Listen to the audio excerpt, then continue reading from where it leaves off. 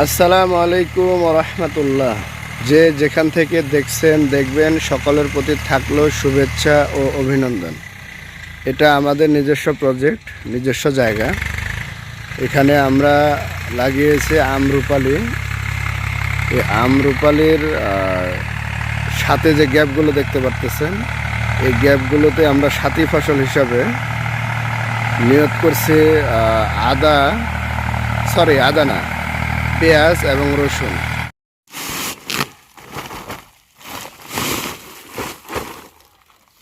যে এরকম কায়িক পরিশ্রমের পিছনে সফলতা আছে। এই দেখতে পারতেছেন আমরুপালির বাগান, সাথী ফসল হিসাবে এখানে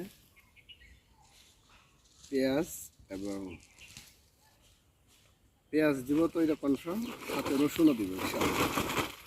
সবকিছু সার দেওয়া হচ্ছে। আমার এখানে মুরগির খামার আছে, মুরগির খামারের এইগুলো দেখো, মুরগির খামারের এগুলো লিটার, এই লিটারগুলো দিয়ে দিচ্ছি এখানে। পর্যাপ্ত জৈব সার এবং লিটার দিচ্ছি। জি, সালাম আলাইকুম।